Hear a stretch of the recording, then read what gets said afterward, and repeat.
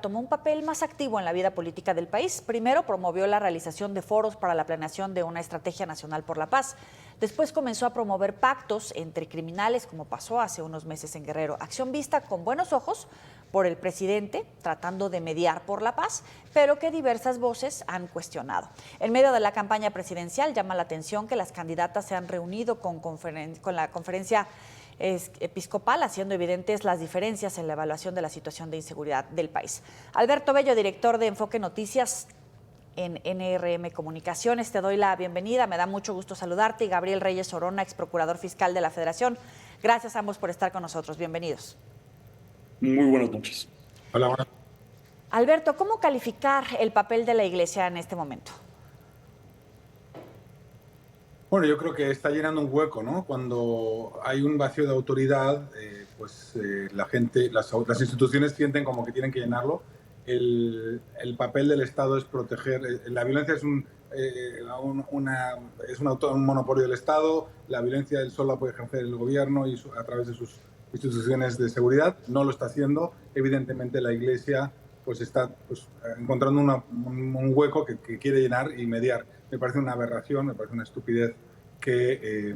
no es una estupidez, es una tragedia más bien que en nuestro país la ausencia del Estado esté ocasionando que la Iglesia esté mediando para repartir el territorio de los delincuentes. Eso no quiere decir que dejen de delinquir, no quiere decir que dejen de asesinar, que dejen de extorsionar, que dejen de hacer sus crímenes, simplemente que se reparten el territorio y que no estallan en guerras periódicas por las fronteras de sus territorios, que es lo que están tratando de resolver, simplemente que la violencia no se... entiendo el papel, entiendo que algunos sacerdotes o que determinados obispos quieran mitigar el dolor interviniendo. Me parece una tragedia que esté sucediendo. Algunos dicen y cuestionan precisamente en este sentido, ¿a razón de qué están negociando? ¿Quiénes? ¿Cuáles sacerdotes? ¿Con qué intereses por delante? ¿Con cuáles garantías en todo caso, Gabriel? Bueno, mira, Joely, como todos sabemos, la política, el fútbol y la religión han sido factores de polarización. En muchas ocasiones, en diversos países, la religión es precisamente el motivo de segregación, de separación. Sin embargo, en México se está generando una situación particular por la extrema violencia en la que vivimos. Obviamente, los líderes espirituales, todas aquellas personas que de alguna manera concentran los ritos en determinado culto, pues tienen la cercanía con sus feligresías. Y estos feligreses tienen un común denominador, y es el que están cansados ya de la violencia. De esta manera, el hecho de que la Iglesia o las diferentes religiones que están aglutinadas en nuestro país no tengan un particular interés político, económico en estos días, les hace ideales como mecanismos concentradores de la buena voluntad de algunas personas. Es claro que el crimen organizado y todos sus capos, el crimen organizado y todas las personas que de alguna manera coordinan los esfuerzos del crimen organizado, han buscado un interlocutor. Sin embargo, poco a poco las autoridades de los tres ámbitos de gobierno, el municipal, estatal y el municipal, han ido perdiendo la capacidad de interlocución. Precisamente como dice Alberto, lo que está haciendo todos estos líderes espirituales es llenar ese vacío que la autoridad administrativa, que la autoridad política ha creado. Entonces, estas personas que no tienen un incentivo o no tienen un objetivo específico, bien en la política o bien en el sector económico, son personas ideales para poder llevar el mensaje de un lado a otro sin que ninguna de las partes sienta que está siendo traicionada o que está siendo expuesta frente al otro, ¿no? Frente a la otra parte con la que están dialogando. ¿Coincides con esta parte que decía Alberto sobre debilitar el Estado de Derecho? Bueno, el Estado de Derecho prácticamente en nuestro país pues ya es una frágil estructura que está desapareciendo. Los puntales, los elementos básicos del Estado de Derecho en un país pues se rigen por algo muy sencillo, y es que en un Estado de Derecho la ley es la ley. Y en este país el Ejecutivo Federal, quien es el encargado constitucionalmente de hacer que la ley se cumpla, cuestiona esta frase, cuestiona este principio básico de convivencia en toda comunidad. El hecho de que el presidente de la República utilice al Poder Legislativo y lo enfrente al Poder Judicial, haciendo que la estructura de poder en nuestro país tenga un desequilibrio pues que difícilmente superaremos, hace que la autoridad sea el principal agente que derruye y destruye el Estado de Derecho. No podemos los mexicanos, lamentablemente, hoy decir que vivimos en un Estado de Derecho. Alberto, sobre todo si se confirma la repartición, entre comillas, de territorios entre criminales a través de un pacto alcanzado, mediado, promovido por los obispos, hablando particularmente del caso de Guerrero, pero no es el único estado. No, evidentemente que ese reparto... A ver, la única manera en que se llega a un acuerdo en estos casos y una tregua es definiendo unas fronteras y unos comportamientos. Y tú no puedes pasar de aquí, tú no puedes pasar de allá. Evidentemente esto ha sucedido. Que es una situación mejor que el asesinato cotidiano en la calle de gente porque le vendiste a uno, porque le vendiste a otro, porque tomaste una llamada, es mejor. O sea, es mejor que se reparta el territorio y que haya unas fronteras, que haya una paz, una estabilidad en ese sentido.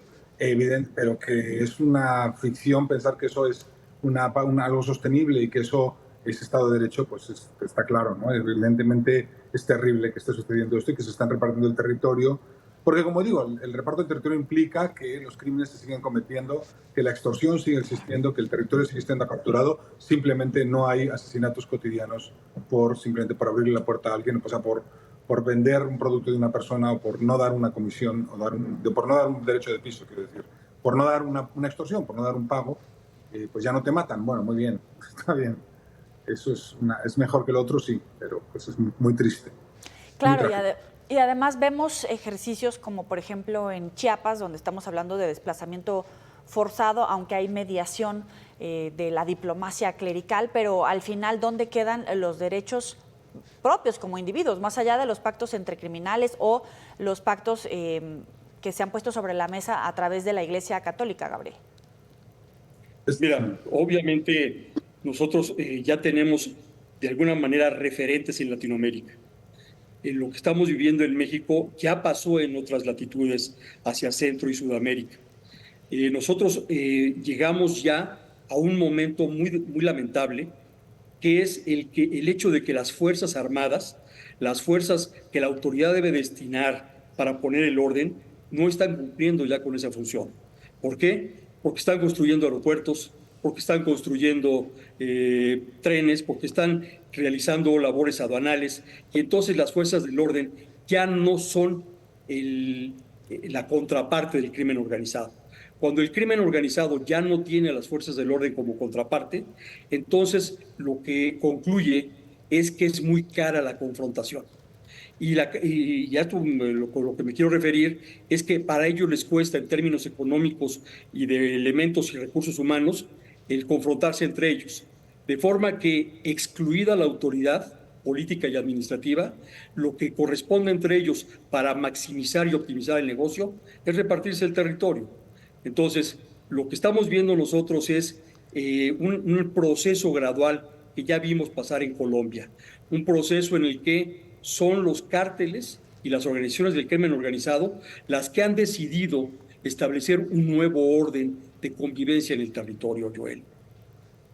Y que, abonando a esto, Alberto, al final siempre hay una línea muy delgada. ¿En qué momento un civil puede sustituir las obligaciones del Estado? ¿En qué momento un civil puede disfrazarse de paramilitar o de sacerdote o de narcotraficante o de civil y pasar como si realmente estuviera procurando el derecho y la justicia cuando en realidad está persiguiendo una agenda oculta? Sí, lo de la agenda oculta es cierto, pero insisto, pensemos bien, pensemos que el obispo hace una mediación y que en esa mediación no hay una agenda oculta, sigue estando mal. O sea, es que sigue siendo una cosa atroz. Entonces, simplemente el vacío que está dejando el Estado en zonas completas del territorio es inaceptable y esperemos que quien gane las próximas elecciones entienda que la autoridad es necesaria, que el Estado tiene que el Estado no puede tolerar que exista pago de extorsión por los comercios de toda una ciudad y toda una población, que el Estado tiene que impedir que eso suceda, que el Estado no puede permitir que haya líderes locales que son como alcaldes, que el Estado no puede permitir que, pues, que el crimen organizado ponga alcaldes y ponga funcionarios públicos. Es que es inaceptable y esperemos que esto suceda. Esto tiene que suceder, va a suceder. Evidentemente, México va a volver a ser un país en paz y va a ser un país con Estado de Derecho, pero ¿cuántas décadas nos vamos a tardar? Esa es la pregunta, porque como pasó en Colombia, como pasó en otros países, Claro. pues son décadas de trabajo para que esto suceda. ¿Y dónde quedan las llamadas autodefensas, Gabriel? Porque pues, siempre es un tema que desata el debate. Bueno, obviamente es el extremo, es la desesperación. La población está viendo cómo, lamentablemente, en algunas regiones ya están haciendo una leva. ¿Qué es una leva? Pues el hecho de que las organizaciones de crimen organizado se llevan a los más jóvenes para obligarlos a integrarse a sus filas. Estas levas que ya se están dando en el interior del país provocan que la gente tenga que tomar cartas en el asunto, llevándolos al extremo de defenderse de manera personal, violando incluso las leyes en materia de portación de armas, en materia de uso de explosivos, porque ven que este vacío de autoridad los coloca en una disyuntiva terrible. Soportar el flagelo del narcotráfico y del crimen organizado, soportando estas levas, o bien tomando el lugar que debió haber tenido la autoridad para poner el orden. Esta situación a la que se ha llevado a la población, pues obviamente es una cosa muy triste, porque, Joely, nosotros en México tuvimos a finales del siglo XIX 2 grandes fueros, el fuero militar y el fuero religioso. Lo que hizo el gobierno para poder concentrar y darnos un sentido de unidad como nación fue controlar estos fueros y ponerlos en orden en la Constitución. Sin embargo, estos fueros, el fuero militar, está tomando un camino que jamás había tomado en el país, y el fuero religioso está tratando de regresar a tener la capacidad de interlocución. ¿Por qué? Porque los gobiernos hace algún tiempo dejaron de ver en las iglesias, dejaron de ver en las organizaciones y agrupaciones religiosas un interlocutor, y así fueron perdiendo terreno.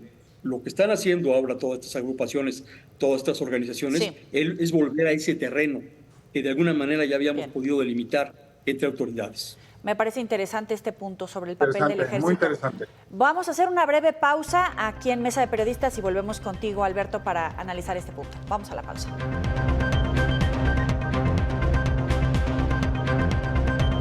Tu apreciación sobre el papel ahora que juegan las Fuerzas Armadas y sobre todo en esta transición de gobierno en México, ¿cómo va a quedar si todo resulta como parece con una mujer presidenta? Yo creo, bueno, el papel de las Fuerzas Armadas pues es el que es. Primero, la seguridad interior no debería estar en manos de las Fuerzas Armadas. La seguridad pública no es un tema de las Fuerzas Armadas por la gravedad de la situación en México, del crimen organizado. Pues tenemos esta situación y todos los gobiernos han recurrido a las Fuerzas Armadas. Es una necesidad, ni modo. Creo que hay muchos problemas que no se han resuelto. No se ha resuelto la impunidad, que pasa por una profesionalización de las fiscalías locales. Las fiscalías locales tienen que tener capacidad de investigación, tienen que tener, o sea, el Ministerio Público local más bien tiene que tener capacidad de investigación que hoy no tiene, y eso tiene que funcionar y tienen que estar protegidos. Tenemos que tener unas policías locales mucho mejores, tenemos que tener yo sí creo que tiene que haber una policía federal, o como la llamemos, como la Guardia Nacional, pero realmente eficaz, no que el próximo gobierno vuelva a cambiar todo como se ha cambiado en cada sexenio. Sí. Tenemos que tener una seguridad pública, una política de seguridad de largo plazo, y eso implica, y esto yo creo que es lo más relevante que puedo decir, es un pacto nacional y que los partidos estén todos de acuerdo y que se dejemos de hacer política, populismo de uno u otro signo con el tema de la seguridad, y que sea una política de Estado en la que todo el mundo se siente a negociar y a llegar a un acuerdo nacional, porque no se va a resolver haciendo de la política de seguridad un tema electoral. Así no vamos a resolver nada. Claro, una visión a largo, a futuro. Ajá. Perdón, Alberto. No, digo, en ningún país que está resuelto la seguridad está resuelto por un solo partido tomando todas las decisiones. Se ha resuelto poniendo en la mesa a todos los partidos y llegando a acuerdos.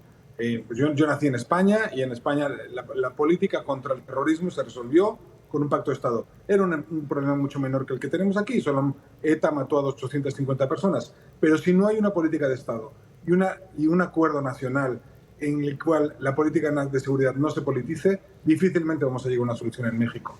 Y eso es lo que pienso. Claro, y es que al final le van cambiando de nombre en la percepción, pero al final, ¿dónde queda, como bien dices, la falta de elementos, de número, pues, de policías y la capacitación y el equipo? Y lo mismo en el Ministerio Público, Gabriel. Así es, mira, Joel, esta película, de alguna manera yo ya la vi a otra escala. Hace algunos años, siendo procurador fiscal, correspondió a mí procesar, acusar y finalmente recluir a través de los procedimientos judiciales correspondientes a un alto rango militar que laboraba en el Banco del Ejército. En ese procedimiento nosotros llegamos a una conclusión. Tanto el Ministerio Público, en aquel entonces Rafael Macedo de la Concha, que era quien encabezaba al Ministerio Público, y el general Vega, que era quien encabezaba el Ejército, todos los tres llegamos a la misma conclusión. Estábamos teniendo que recluir a un alto funcionario de la milicia porque se le exigía tener conocimientos administrativos en materia bancaria que no solamente no tenía, sino que tampoco debía de tener. Y lo que estamos viendo con los militares en nuestro país es que están siendo sometidos a una presión que tarde o temprano va a suceder a gran escala lo que sucede en el ejemplo que acabo de señalar. ¿Por qué? Porque les vamos a exigir a estos militares dar cuentas y dar resultados teniendo la necesidad de tener conocimientos, capacidades y experiencia que no tienen.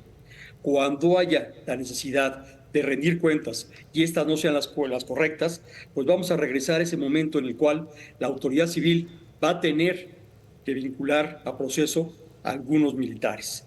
En ese momento es cuando el ejército tendrá muy claro que lo importante es retomar la esencia de su función, retomar la esencia de su vocación. En esta medida, obviamente, la interacción con el Ministerio Público va a ser muy complicado, porque recordemos que la justicia militar precisamente está basada sobre la idea de que la exigencia, los estándares son mucho mayores a nivel militar que a nivel civil. Esta situación a la fecha que se ha venido postergando no se ha dado, pero va tarde o temprano quedarse que algunos mandos militares tengan que ser analizados por el Ministerio Público a la luz de los deberes exigibles a un administrador público. Va a ser un proceso muy enredado y complicado el que vamos a vivir en los próximos 3 años. Y quisiera abrir un paréntesis el ejemplo más claro... Sí, Alberto, adelante. No, yo digo que estoy totalmente de acuerdo con Gabriel y el ejemplo más claro lo estamos viviendo en vivo y en directo, que es el caso Ayotzinapa, las tensiones enormes que hay dentro del gobierno por... La ley de amnistía.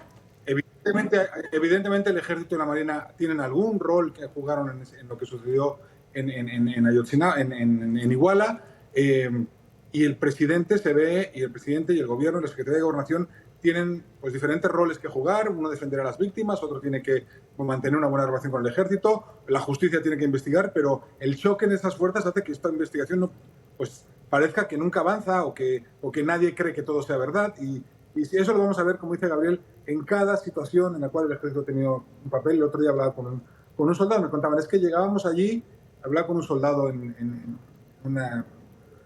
que me contaba su experiencia de estar con las armas, llegar a una ciudad donde todo el mundo, donde se sienten amenazados, donde sienten que los van a matar, donde algunos de sus compañeros mataron a gente y hoy están en la cárcel, y dice, y la verdad es que no sabíamos qué teníamos que hacer, no estábamos preparados. Y esta situación la van a vivir los soldados siempre que los pongamos a hacer tareas que, como dice Gabriel, no les corresponden. Pero además, hay alguien, no sé si le podemos ver un lado positivo a esto que parece una incongruencia. ¿Cómo van a alcanzar la justicia o cómo van a pacificar un país cuando van a otorgar amnistía a narcotraficantes, secuestradores, torturadores, a quienes cometieron crímenes de lesa humanidad? ¿De verdad la amnistía es la ruta para llegar a esos dos objetivos, a garantizar la seguridad y la procuración de justicia en México? Comienzo contigo, Alberto. Yo creo que la paz la vamos a encontrar cuando se cambien muchísimas cosas, muchísimas pequeñas cosas.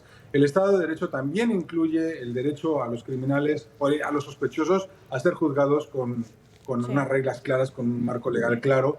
Y sin duda, si eso no se ha cumplido, pues también hay que cumplir el Estado de Derecho. Ahora, no podemos ser ingenuos, entonces esa negociación es muy complicada.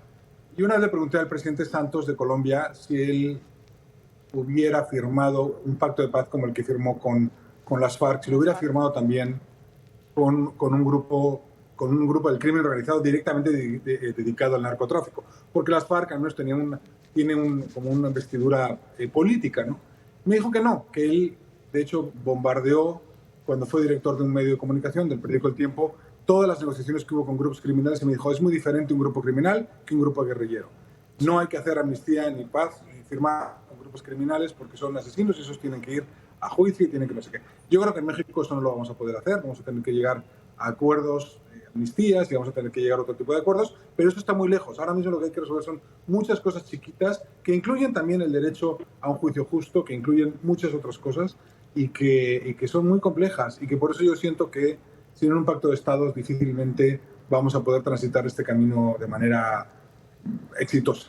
Y que además en ese acuerdo de paz había ciertos pasos para llegar hasta ese acuerdo, ¿no? Garantías de no repetición, evidentemente el resarcimiento del daño. Te planteo la misma pregunta, Gabriel. Mira, Joely, después de leer la propuesta que está haciendo el presidente de la República, no se puede sino llegar a dos conclusiones. Primero, no se trata de amnistía. El presidente lo que está proponiendo es un esquema discrecional de impunidad.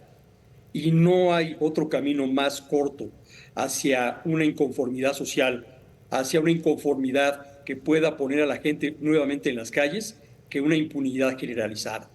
Si el presidente de la República dirige o pretende traficar con la cesación de la persecución a ciertos criminales o incluso con la extinción de su responsabilidad penal, no va a estar administrando un esquema de amnistía, va a estar traficando con la impunidad. Y eso es uno de los primeros focos rojos, ya no es un foco ámbar, es un foco rojo en cuanto a la estabilidad y la seguridad social. ¿Por qué? Porque recordemos que tenemos en México a madres buscadoras, recordemos que en México tenemos a personas que han perdido algún familiar en muchísimos casos. Veamos que tenemos a personas desaparecidas. Digo, es el peor estado de violencia que hemos vivido en el país. Si el presidente de la República le va a dar como respuesta a todos los familiares, a todas las víctimas, a todas las buscadoras, a todos aquellos agredidos y ofendidos, una respuesta de impunidad, no tenga la más mínima duda de que vamos a tener nuevamente contingentes sociales en la calle reclamando un gobierno que no ha sabido cumplir, reclamándole un gobierno que no le está dando la respuesta que le debe dar. El problema que plantea la ley de amnistía supera por mucho el caso de Ayotzinapa. Y te lo digo porque tras tantos años de procedimientos fallidos, todo apunta a que nunca se va a poder esclarecer bien a bien el caso de Ayotzinapa. Han pasado demasiados años como para poder realmente llegar a lo que verdaderamente sucedió. Quienes lo sabían han podido evadirse de la acción de la justicia y quienes de alguna manera han participado también lo han logrado. Entonces, creo yo que la ley de amnistía, que debe ser más bien conocida como la ley de la impunidad, va a ser una gran amenaza a la seguridad nacional, va a ser una amenaza a la seguridad y a la estabilidad de este país. Me queda un minuto contigo, Alberto. ¿Coincides en este punto? Y agrego la ley de amparo. Para muchos es un punto de no retorno donde están desmantelando el sistema de contrapesos del Poder Judicial, el Poder Legislativo, del Ejecutivo, al entregarle todo este poder al Ejecutivo. ¿Lo ves como un punto de no retorno, un camino hacia el autoritarismo, o todavía hay reservas y hay manera de acomodar las cosas? Yo lo veo con un lenguaje menos tremendista en lo político. Lo veo como una manera de debilitar los derechos de las mayorías. O sea, lo veo como una manera de un gobierno que se presentó como defensor de los derechos, pues vulnerando los derechos de las mayorías, que no van a poder acogerse a amparos generales porque políticamente no le conviene al gobierno, ¿no? Creo que había otros caminos de negociación, de sentarse a la mesa. Yo creo que estos temas hay que verlos como... Yo sí siento que hay cosas que sí se tienen que ver con la oposición y que no puede llevar solo un solo gobierno. Y de convertirlo en litigio político algo que es tan esencial como son los derechos de todos. Bien.